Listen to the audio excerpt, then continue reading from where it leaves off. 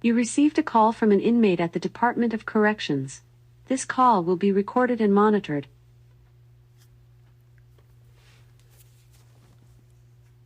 Well, hello there, Miss Gray. How goes the war? They suspended your visitation. Oh, I've been hearing horror stories like that. Oh, my goodness. Your daughter seems to be doing really, really well being able to talk to you over those video visits. It's a shame that they would be messing with something like that. So, what's the deal now? Did you mess up somewhere along the line? Oh, wait. So your niece was in the room with her brother, and he was shirtless. And so they consider that nudity. Oh, okay. Oh, boy. They'll come up with any reason in the world. You had 3 kids that were excited to talk to you, and one of them was naked? Shirtless means naked. I don't know. My definition of nudity and child pornography are way different from the Department of Corrections. It's just anything. They'll come up with anything to destroy you guys. I know. I have been talking about that kind of stuff for years. They don't realize how important supportive relationships are to rehabilitation and to reducing recidivism. This is a huge issue. Going to classes, talking to counselors, getting degrees, getting GED, all that stuff is nice. It's just not going to guarantee that walking through those doors or walking out of that prison is going to be the final time that you go through that process. It just means that you have a little bit more than when you went in there, which is good. It's just that if you don't have a good group to greet you, good group to support you, all that they go through won't matter. So it's almost like they're just sugarcoating it. They're trying to make it look good, cover their own butts. And then in the meantime, they're doing everything they can to reduce your phone calls, to charge you more for video visits and emails, and then use those as tools to control you, to manipulate your life. Ugh, how scary that is. Well, Laquisha, I've been fighting this, and I know when you get out, you'll fight it too. And we will win. It's just going to take some time. You're going to have to keep banging the drum. These folks aren't going to listen to you because the public doesn't support you. You're a woman of color and you're in prison. So why should the public help you get ahead? You did the crime, you do the time. That's the general consensus. So we're going to have to change that. We're going to have to show that you love your family, and it's not your daughter's fault. You have 60 seconds remaining. That you're locked up, and her life could be improved by talking to you and learning from you. How are you going to teach her the difference of right and wrong if they don't even let you talk to her? But we're going to keep fighting out here. And I need you inside that joint to start filing some complaints. Write to your legislator. Write to your family. Keep the ball rolling. You have 30 seconds remaining. Keep it rolling. Good. That's what I want to hear. Good for you. Okay, I will reach out to your daughter. Yes. Okay. Well, you're welcome. do the best you can. Stay strong.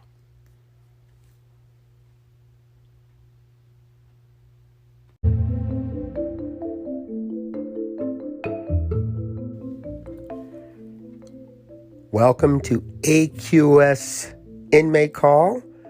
I am your host, Joel Wilborn, and I just got off the phone with Laquisha Gray. Her daughter, Angela, is the love of her life, someone that she will do anything for to keep her comfortable as possible. She has motherly love that songs and poems and short stories are based on. And the more she interacts with her daughter, the more she misses the outside world and misses interacting with her on simple things like birthdays and, the holidays, and on trips to visit family members and shopping, things that we take for granted with our family members. She's longing for, so she's was doing a video visit. The administration considered it a violation occurred when her nephew showed up shirtless. And so they suspended her visitation, and it's just distraught. She's very distraught because she wants to interact as much as possible with her daughter. And, video visits, in case you don't know, are a little pricey, especially when you do a few of them. And they're not always the best quality. This isn't a big high-tech technology out of prison. It's almost as if they're keeping the overhead low so that they could gain more profit by charging per call. So I see Laquisha as being a money magnet for the system. Having her there, having her pay for these telephone calls and video visits and email messages and the gift boxes and stuff, that's a big money making for the prison industry. And it's something I'm heavily against. I don't think prison should make money off of people that are locked up. If anything, we should be paying the minimum wage and then taking, maybe garnishing some of that pay for restitution. To me, that would make more sense. And family members shouldn't have to pay for all of this just to talk to the person, because I believe family has a huge say in rehabilitation, getting these folks out and keeping them out. If a family member is upset, my mom went to prison and I'm very angry with her, and then he can't talk to her, and she's not able to express what was going on and why she was doing it and what she's learned and how she's going to help, all these things that would make her mentally feel better. If she's not able to express this and then she gets out, there's animosity, because it's just like a pause. You were angry when they went in and there's no chance to make up for it, and so angry when they get out. And we need to stop that. And that's one of the things that I fight for.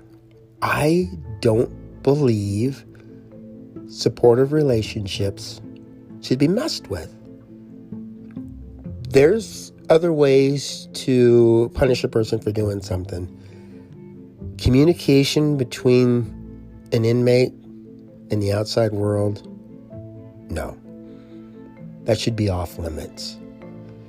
Especially in the United States, where we have freedom of speech. They're actually stopping people from talking. and basing it on something that just doesn't make any sense at all.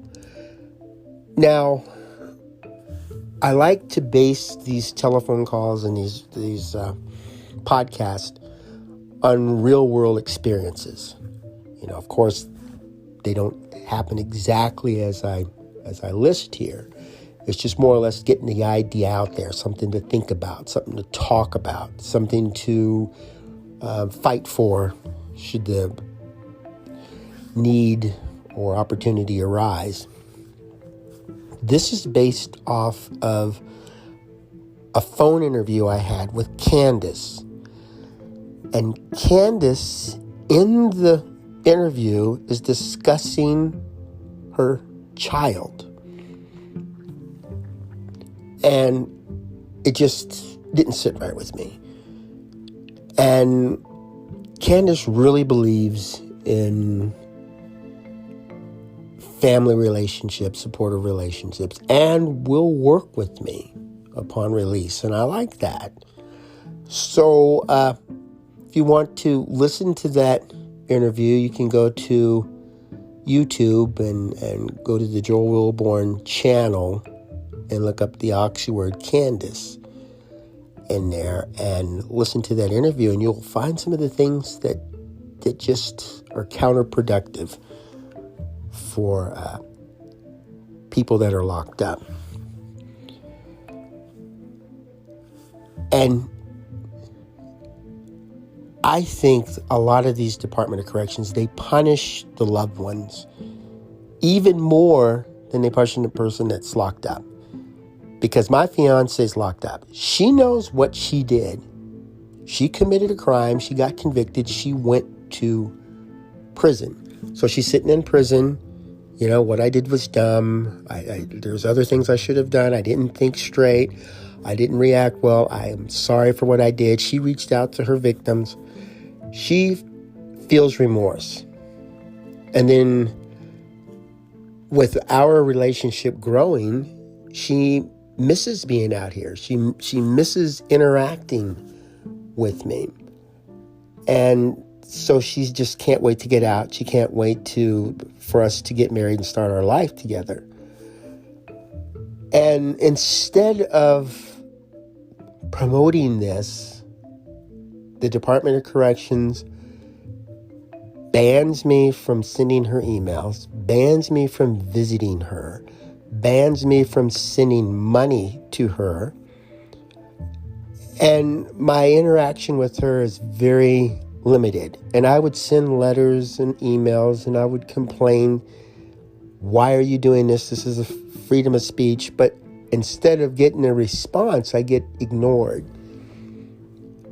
They know they're doing wrong. They know they're not keeping their mission statement alive. Yet they do it because they can get away with it.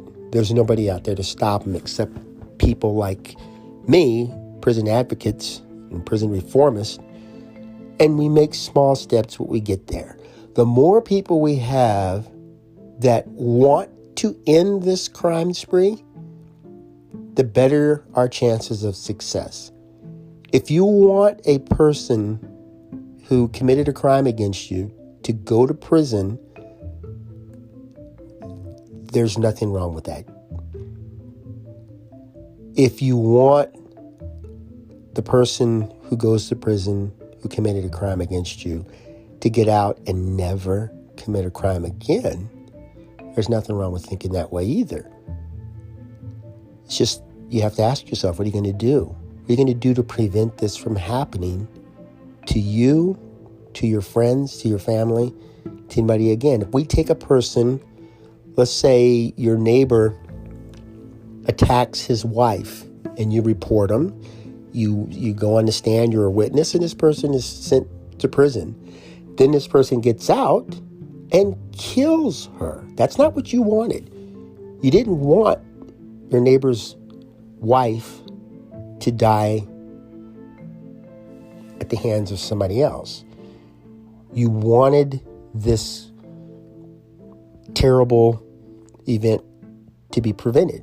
You wanted to end it.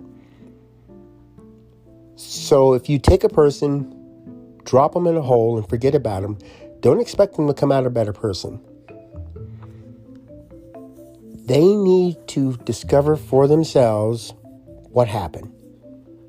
And if we work with them, guide them, listen to them, and allow them to interact with people who generally want to keep them out of prison and in this cycle, we can end this massive rise in crime.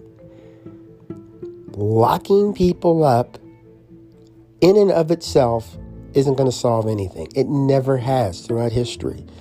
Look at it like this. If you're driving down the road and you go 11 miles over the speed limit, you're pulled over and thrown in jail for 6 months. Maybe for you, it's like, wow, I went to jail for 6 months. I'm never speeding again. Maybe that'll work. But what if you went in there and suddenly nobody wanted to talk to you? And when you got out, nobody wanted to hire you. Nobody wanted to give you a place to live. Nobody even wanted you in their neighborhood. Look at this person. This is a criminal, somebody who went 11 miles over the speed limit. And that would be following you for the rest of your life. You have to put yourself in their place. Do you think that's going to solve all our problems? It's going to help fix anything? Or do you think that if you committed a crime, went to prison, and then people were saying, so what happened? What can we do to help you to get away from this urge to commit a crime? You know, some of them are psychological. Some of them are just, people are just vindictive. Sometimes people are under the influence. There could be billions of reasons to commit a crime. And there just may be one solution to end it all. Or there could be several of them. That's the thing about human nature. We don't know. There's no one fix cures everything. We have to work with folks. Other countries can do it, so can we. We don't need to be building more prisons. In the state of Washington, prisons are closing. And I'm glad. I'm going to fight for that because the Department of Corrections in Washington is terrible. They claim that they support family interaction, but they don't. They're quick to end it. And they don't just, mine was permanently suspended. I can't communicate with my fiance. Others get a few months, but for me, it's a lifetime. As a matter of fact, I can't visit any incarcerated person in the state of Washington. Idaho, California, Texas, I can visit anybody else. Not Washington, because I am a danger. And so, what message are we sending to the world? On Twitter, I'll have communications with folks, and the person will say, what's going on over there? Is that the United States? It sounds like something that's going on in the United States. Other countries read these tweets. They read our concerns, and they automatically know that if they're treated inhumanely, treated as if they're never, ever going to change, and it's not worth it to invest any time and money in them, that's the American way. It's just who we are. So think about if this were to happen to you, what would you want to be done? A good family relationship is communication. If somebody in your family is very sad and distraught, and you sit down and listen and offer your support, not fix the problem, not say everything's going to be okay, but just listen. And even ask, what can I do to help you? And in some cases, just listening is good enough. If you had an issue like that and you sat and listened, you would feel better, and so would the person that you're helping. You don't know how many people in your lifetime you've prevented from committing a crime or committing suicide or falling off the edge into addiction. You don't know how many of those folks you've saved just by listening to them, just by giving them a word of advice that maybe helped you in your past. We only know the ones that do run into the problems. And those are the ones like, well, we should have seen this sooner, or why didn't anybody notice this before? It's because we're not paying attention. And there are some successes out there. Your efforts aren't useless. They're not a waste of your time. They have meaning. So let's go out. Let's talk about what we can do to keep people in the community. And we're not going to make them happy. We're not going to make them crime-free. But if they know they're not alone, there's a difference we're going to make in their life. There's an improvement that's going to come. So just during your discussions, put yourself in their place. What would you want done to you? The golden rule. And, Laquisha, Candace, that's not fair. To suspend a person's visitation